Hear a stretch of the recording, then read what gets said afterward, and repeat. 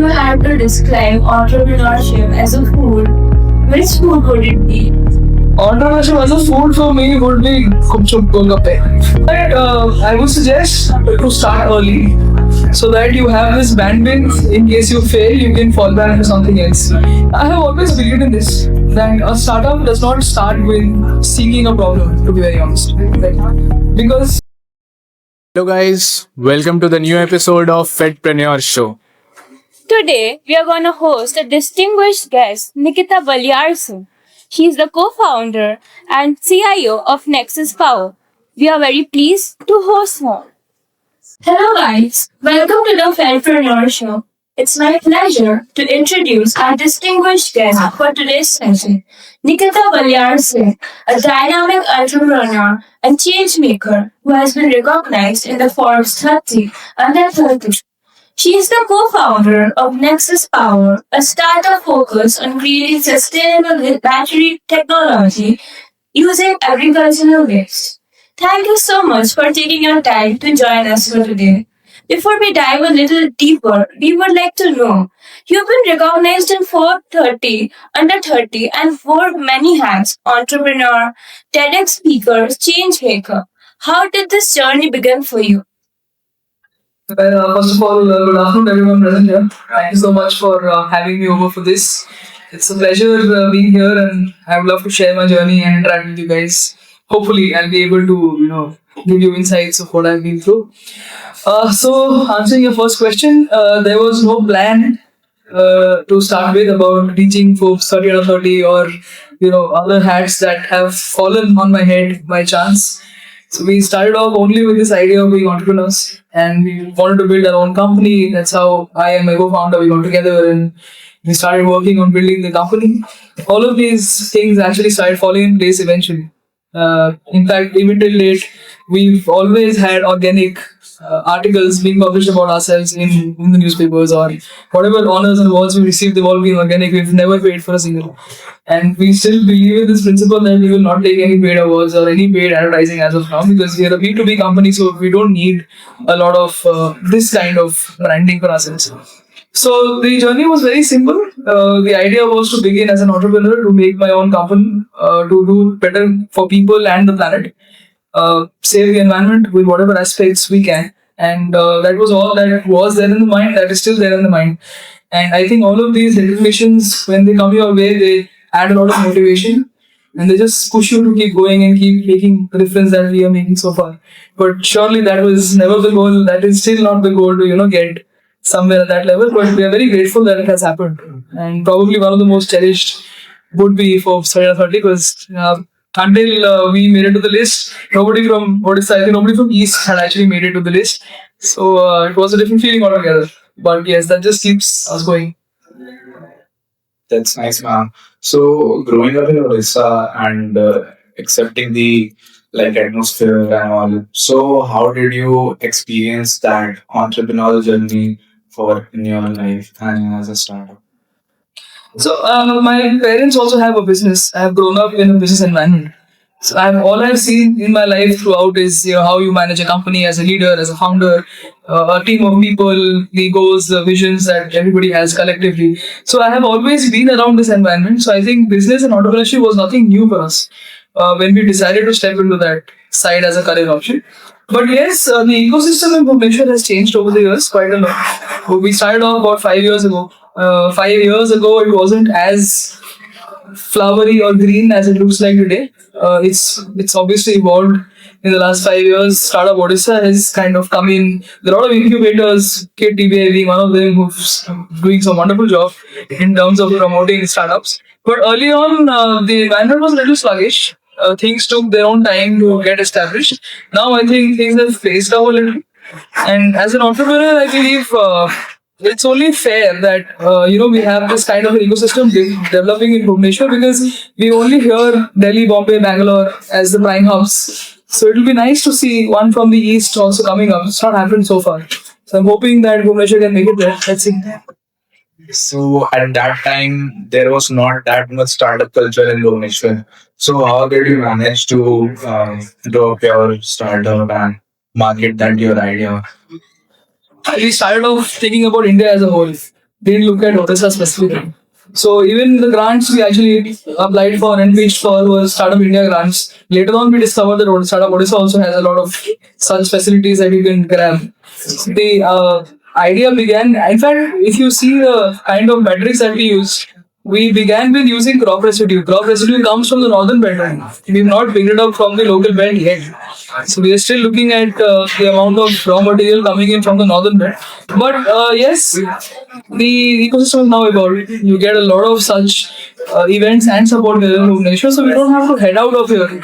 We are based here and we like to headquartered in Bhubaneswar all our life, whether we have multiple offices across the globe or not. So yeah, we're looking to develop the city as well as us along the journey, and that's what the vision will be going forward. Ma'am, I'm sure building a startup comes with a lot of challenges. So, what are the biggest challenges that you have faced in the early stages of the career? Right. So primarily the first challenge for us was because we were living in battery technology. It is a rare combination to have. So the first challenge was to make sure people believed in what we were trying to build, and also that me and my co-founder, we are both from management backgrounds. We've not been a very hardcore science research person. So for us to talk about battery technology, material sciences, it wasn't something that people could believe early on. But once we had the proof of concept, once we could make sure we can prove what we were doing, I think it got easier. So the first challenge was actually to convince the world that it makes sense. Secondly, I think finances, yes, is always a concern for startups, and the more the merrier it is with finances. So it does take a lot of effort to go ahead, even if you're pitching for grants. It needs to be very particular. You have to be kind of precise about what you want to do and need to have a direction. So arranging of the financial part of the company was also a little issue early on, but probably we managed that faster than many other startups around because we had a management background. So we understood that ecosystem pretty well. Having said that, I think operational challenges are something that comes in every day, and especially for an R&D deep tech startup. I think every day you are doing a fresh experiment, and there are days when you succeed and there are days when you fail. So it just keeps coming along the way. Okay, ma'am. So at that time, there was not, as I said, there was not that much startup culture. You had any second option, or you were planning to do something else beside this, or you were that much focused on your startup as well? Absolutely not. I never had a second career option. I was always really sure of being an entrepreneur, and me and my co-founder both, we were always really sure of doing Nexus as a company. So yes, there are days when you feel that it's not making sense. Let's look at something else. But we've not come this far to give up anytime soon. So we are there to stay for as long as we can achieve what we plan to. I've never had a separate career option. In fact, I have never ever thought of actually looking at a job for myself. Even in college, we never sat for placements. We just had a couple of internships, and fortunately and thankfully to me, my final internship in college was in my own company. I interned as an entrepreneur, and I was allowed to do that because I told them very clearly that that's my goal and that's what I want to do. So allow me to learn as an entrepreneur rather than being a job seeker, so that I can build my startup once I graduate from my college. So never a separate option. I am not looking at doing it either. Does that? Yes, there are some things that I like as a person that I am passionate about, which is creative writing. So I might publish a few books here and there, but that will never be a career option. It would just be because I like reading. That's great, ma'am. For many families, they don't support entrepreneurial journey and all.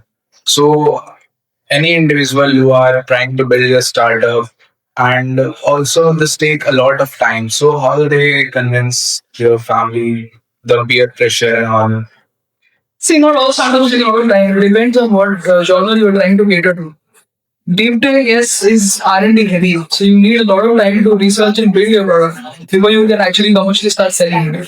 In fact, deep tech will also need a lot of approvals. So even if you are ready with your product, you need to wait for the certifications to come your way.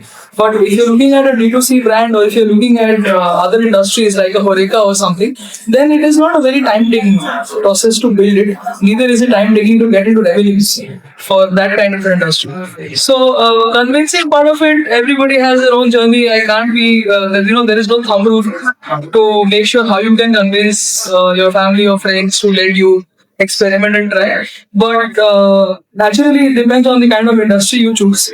Beyond that, the choice of industry would also depend on what your goal is. Because for everybody, there is a different calling that you have as a person. So it all depends on your personal perspectives and what you want to choose, what you want to look at.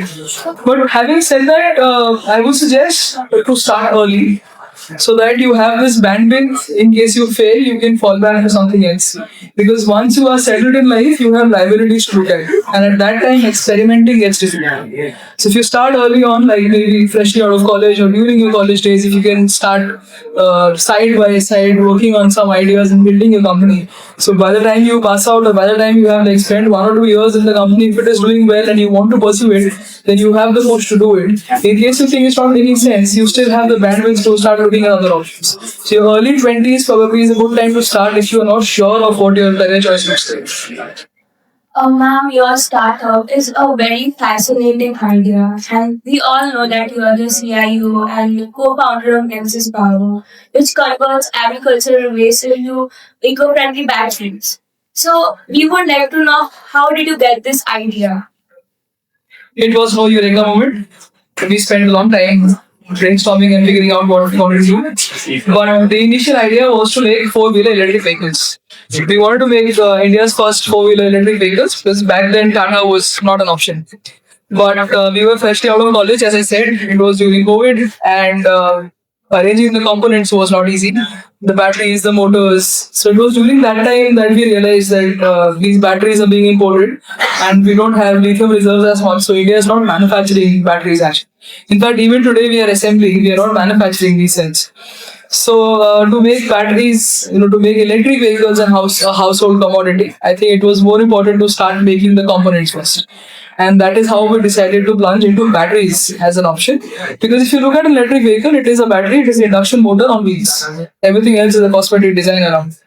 So motors were available, they are still being done in plenty. There wasn't much to innovate there in the motor side. So we chose batteries for the innovation part of it. And during the same time, in parallel space, we heard this news of air quality index going bad around Delhi, NCR, and Punjab and Haryana. So we were sustainability fanatics, me and my co-founder, who's also my identical twin sister. So we have a lot of conversations all through our life. So we decided why not take care of air pollution as well if we can, because we're using biomaterials. We can do something out of the crop residue problem as well. So we sourced a little bit of it, did a home experiment early on with kidney beans and chickpeas.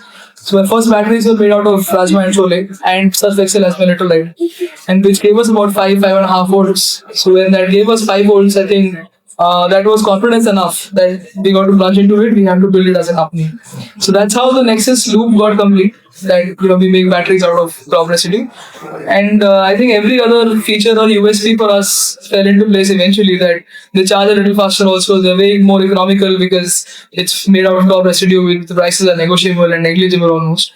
So just kept happening during the journey of building it. But the initial step was right there. That since we're using biomaterials and India is an abundant producer of farm waste as much as it is of farm grains. So it's just safe enough to use that because you'll never be out of the market as long as people are farming.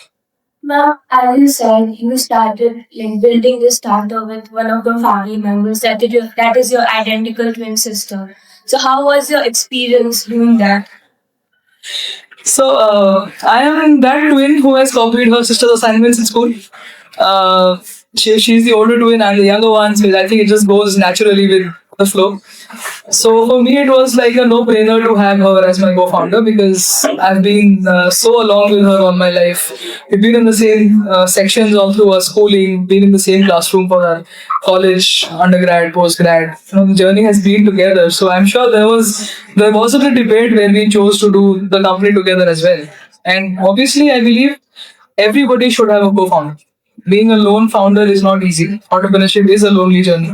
The higher you go, bro, the lonelier you get, to be honest. And your team is not your support system. Let's be honest. Your set of employees will not be your backbone. They will not be your cushion. So you need somebody who aligns with you at the top of the pyramid, who understands your problems as a founder, and only a co-founder can do that.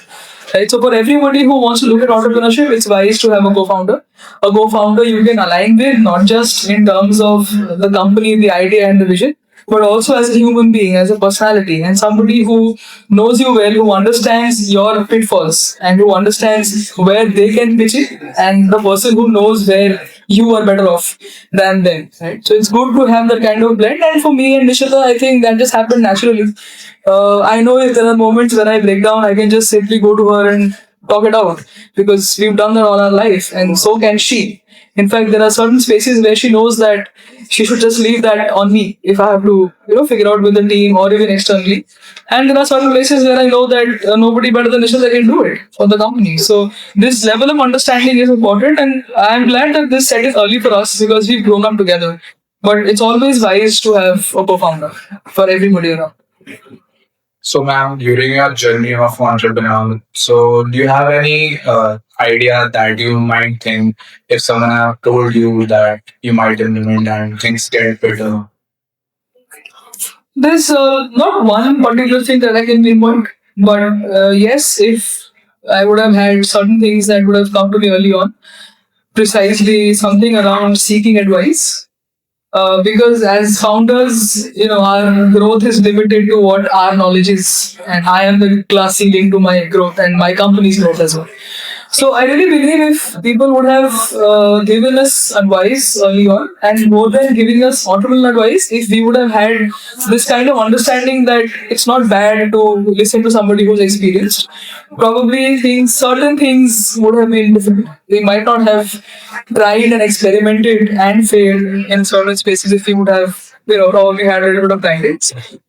Also, along with that, as an individual, I think as founders, when you tend to develop something different and something unique, criticism comes in very early. So you need a little bit of cushion from people who are there just to support you.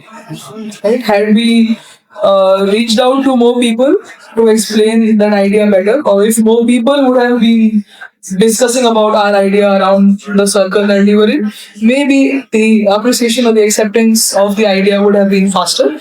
But nothing does change. I've always had a lot of support from my family, my friends, from all my mentors who've been with me all through this journey. But yeah, as a person also, you grow with time. You realize that younger self of yours is different from the older self. The more you mature, the more humble you get.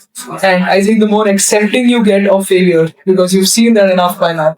So these are things that people understand early on that not everything will click in the first try itself. Some things will happen even if you fail multiple times, they will fall into a kitty. So these are things that you need to believe in. You need to have a belief system to keep pushing yourself, especially if you're working in R&D and team technology. Because that is a segment where failure has more chances than succeeding in product building. So you got to have this kind of understanding that it would not be the first step will not be achieving you what you want. Maybe you need to go that same route multiple times. Maybe you need to take different routes to reach a particular destination. So these things should be there in a founder who wants to look at deep technology. So, like many young people, like students, or not students, like most of the people, don't know where to begin, like when building a startup. So, what advice do you want to give them? I have always believed in this that a startup does not start with seeking a problem, to be very honest. Right? Because not many startups have a very dedicated problem that they are addressing. If you look at basic B2C brands, it is not a major problem, it's a gap that they are trying to fulfill. Right? So, for me, I think the journey should begin with what you are sure of as a person that you want to build and why you want to build should make a lot of more sense to you. And you should know how to monetize. Right? I'm not talking about having a revenue model in mind in the very first place, but you need to know that if you are building a company, your aim is to make money out of it. Right? As long as you don't want to be a charitable foundation or a social entrepreneur or something like that. But when it comes to entrepreneurship, especially for startups, if you're building a company, you should know how to make money. Otherwise, it is not a company at the end of the day. Having said that, there are basic compliances. You need to register your company with the MCA. You need to have a private limited company if you're building a startup, which is the very basic. Apart from that, make sure your paperwork is complete. Every time you do something, you should have it documented so that you can refer to it later, or you can, see what you want to change, what went wrong, what was right. So you can repeat it also eventually if required. So make sure your paperwork is pretty clear. And most importantly, I think you need to have this kind of an emotional strength where you can deal with the highs and lows of building a startup. So I've always believed in this, that entrepreneurship is not just about having enough money or having the right team or a very different idea. It is so much more about the emotional strength that the founders have. So there will be highs and lows, but your emotional graph has to be linear. Because your team is looking up to you, the world is looking up to you because you are the face of your company. So you need to be very, very stable emotionally. So, ma'am, how did your journey as an entrepreneur change your perspective, either in college or after building your own? The first thing that has changed in me as an entrepreneur is that I've learned to accept the time that it takes to build something this heavy.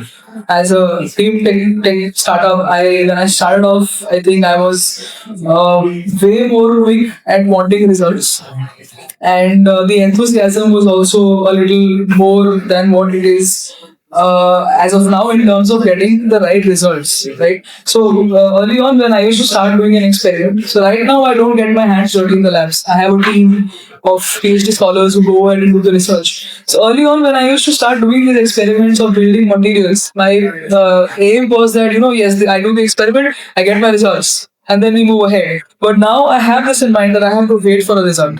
I have to see whether it's making sense or not. So that I think ability to accept failure has increased ever since I have founded the company. And I have learned to accept that things will take time. And you have to be patient throughout your journey. So it's like you have to show up every day, come what may. Things might be good, things might be bad. But that shouldn't stop you from showing up in your office. Yes, there are days when I don't feel like going to the office at all. And I'm like, I don't want to meet anybody. So I'm switching off for a day. But that could be once or twice maybe in your entire journey.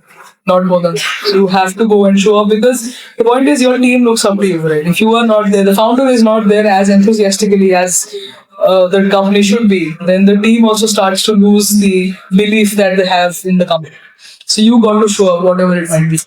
So, what's the one thing to bind up the whole team as of, like if you are running a small team or a small startup, then that's necessary to have a family kind of bonding with your teammates. So, what's your point of view in this?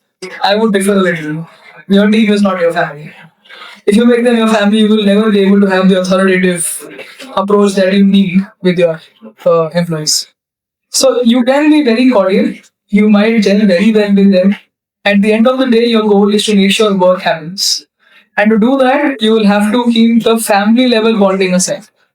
Because authority and responsibility does not go hand in hand with a family level of affection with your team. So you will feel this personally also. In your own family, you will not be able to authoritatively command or question why a particular thing is not done because you've built that level of bonding where you're like, it's okay, it's fine, leave it. But in a company, in a startup, that kind of a bond will ultimately hamper your growth and your deliverables. Because then, as a founder, you will not always have people younger to you in a startup. When you hire a team, you don't look at the age. You look at the kind of experience and the kind of knowledge and skill set you want. So you will not look at what age the person is at. And you will never have people, or you would always not have people younger to you. Right? There will be a lot of people who will be older to you. So for me, my average age of the team in the office is at least 4 or 5 years older to me. Because I have PhD scholars who are doing hardcore R&D research in labs every day and they've spent like 10, 12 years in doing that research. That's why they're a part of the team. So if I develop that family level bonding, for me the problem will be that then I'll have to address them with that elderly affection, which makes it difficult for me to question back why something didn't happen or why they didn't arrive in time for a particular project or a particular research or idea. So it is not supposed to be a family level bonding. Yes, you're supposed to gel well, you're supposed to have very cordial interactions. Not that you be a dictator, but you cannot also be blending along with them. That's why I said your team is not your cushion as a founder. Right? You will need a co-founder to build that backbone to yourself. But a small team generally gets difficult to differentiate that, make that border. But it's very important to have that thin line between how you bond with them and how you interact with them. So the crux of the matter is you can be very cordial and very friendly, but don't allow your team to take you casually because you are the founder, your decision prevails, and you are the one who will question them whether or why a certain thing did happen. So don't put yourself in a bracket where you're not able to question your team or you're not able to rush them in timelines कि मुझे कल तक चाहिए तो चाहिए. Don't have anybody to come and tell you कि कल तक नहीं हो पाएगा, so you're like चलो ठीक है अपने हिसाब से कर लो. Generally family bonding में ये हो जाते हैं चलो कोई बात. But if this happens in a startup, then you will never achieve your timelines. So don't put yourself in those shoes where you can't question them, when you can't be authoritative. And whatever it takes, to make you not as weak or vulnerable in front of them, you got to stick to that kind of a bond. Now, according to you, what makes Nexus Power unique? From the product point of view, the biodegradability of the batteries is very unique because nobody else has done it so far across the globe. The kind of material we are using, we are catering to two different industries. One is the agricultural waste, the other is the e-mobility and battery technology industry. So that also hasn't been done before. So that's the uniqueness from the product point of view. But if you ask me as a company, what is unique to us? I think I would say we are pretty much flexible in terms of how we work and how we get together in the office. So we have a lot of these breaks and fun elements coming in to keep the team together. Generally we have an evening games session. If people have seen us around KIIT, they know that we are using those courts to play almost every day. We've done it all winters and we're looking forward to keep doing it further also. So last 1 hour generally games and sports times so everybody can relax and rejuvenate from whatever they've done throughout the day. And we're pretty flexible in terms of leaves also, in terms of work from home. I think sometimes I go back to my team and I'm like, हम क्या कर रहे हैं as a leader अगर इतने flexible सब बैठे हैं. But ठीक है, I mean, I always wanted to have a company which is not toxic, where people don't go back and match their managers. And if this is how it works, then it's fine. As long as we're able to deliver, I'm good with it. Around the time, entrepreneurship has emerged again, when people have a lot of innovative ideas in their mind. So, what advice do you want to give to the people in the next generation? What skills will matter the most? Entrepreneurship doesn't have one skill. It's everything. Whatever you can acquire, go ahead and acquire. But having said that, I think more than skill sets, a certain personality and attitudinal skills will make a difference. First and foremost, for me, I think curiosity is very important. Right? Only when you're curious, you go and question and want to experiment and try and build. Not be afraid of failure because you want to see what happens. And as children, we are all very curious. We've always wanted to ask a lot of questions, try and figure out what happens if you break the glass for fire alarm and all that. But as you grow, I think you get more mature and more sophisticated. So you don't tend to do or question too much. So I would say be curious to understand what happens if something is tried. Only then will you be able to build something that makes a difference.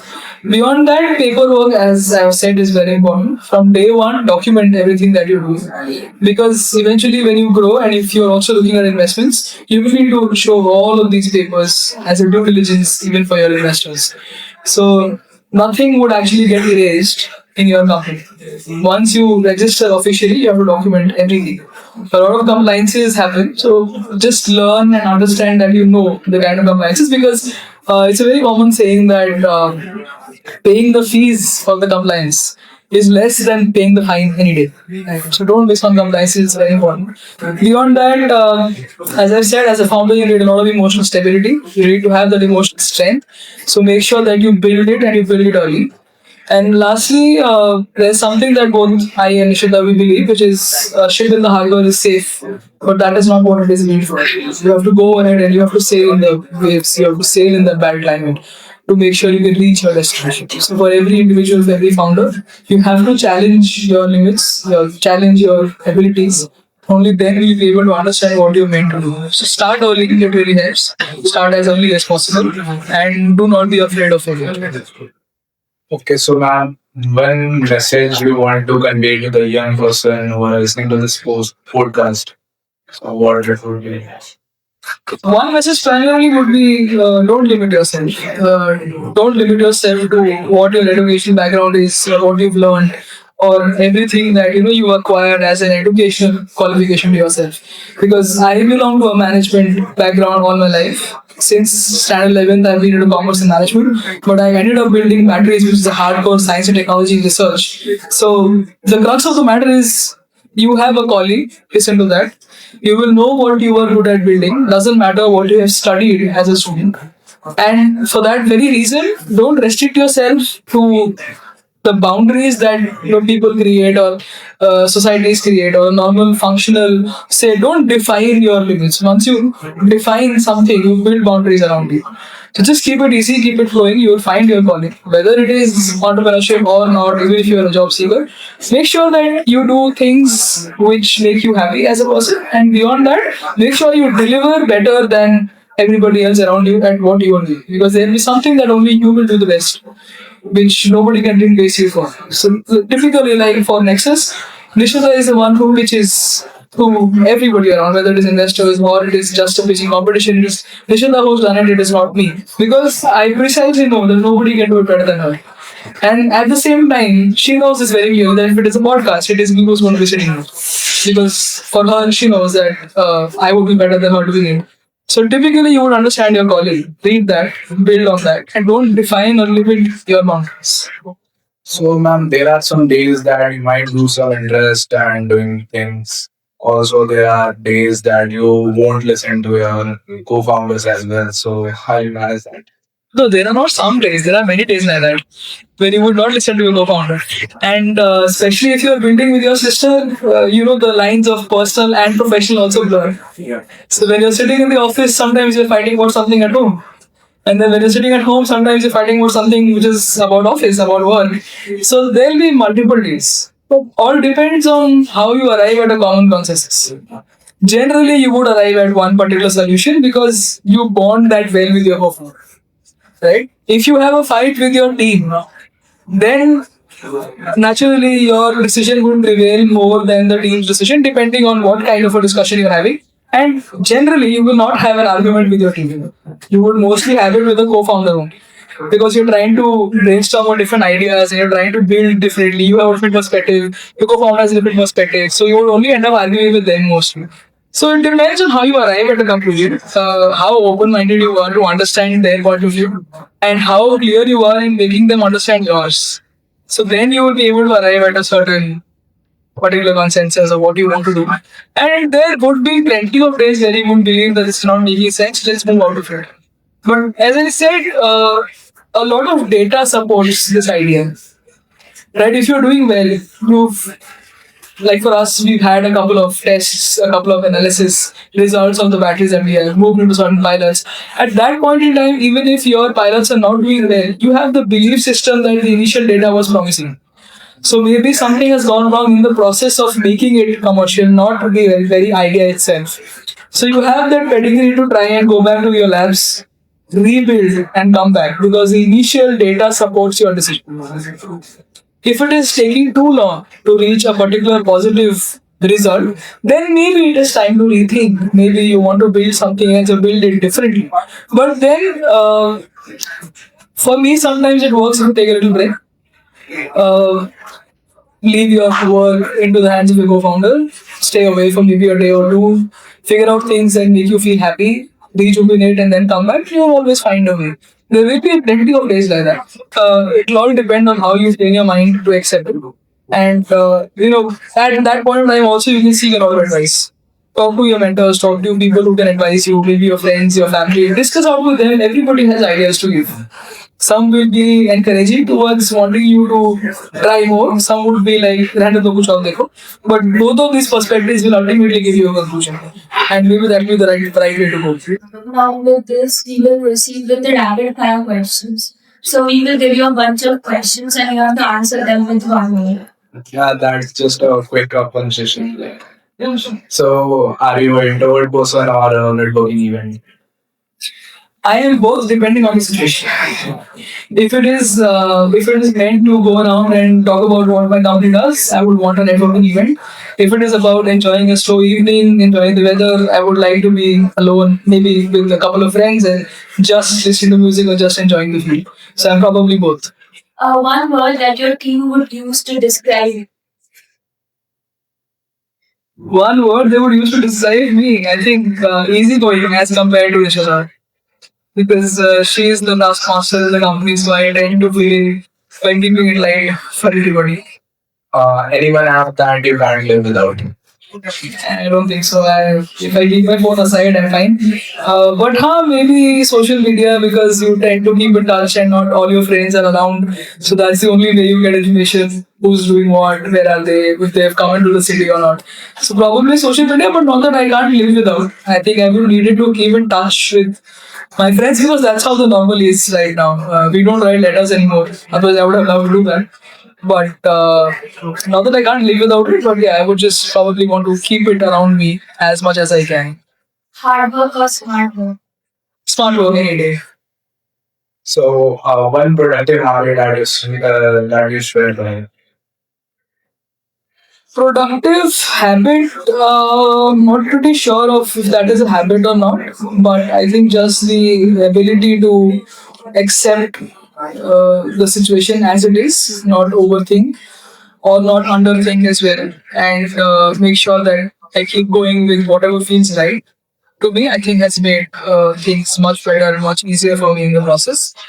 Habit wise, I can't recall any particular habit that I have had on this way, but probably maybe documenting things has also helped us a lot for both me and Ishita. So we tend to jot down things very often.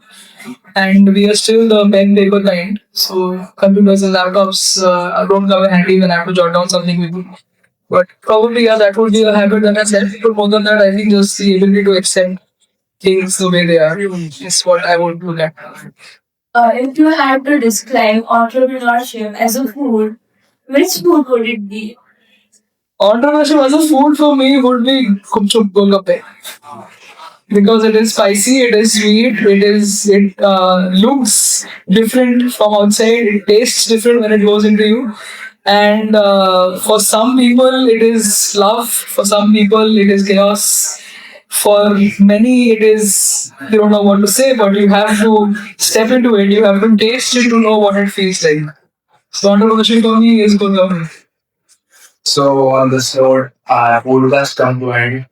Thank you so much, ma'am, for sharing your valuable insights with us and inspiring the youth with those inspirational words. Thank you so much, ma'am, for joining us. Thank you so much.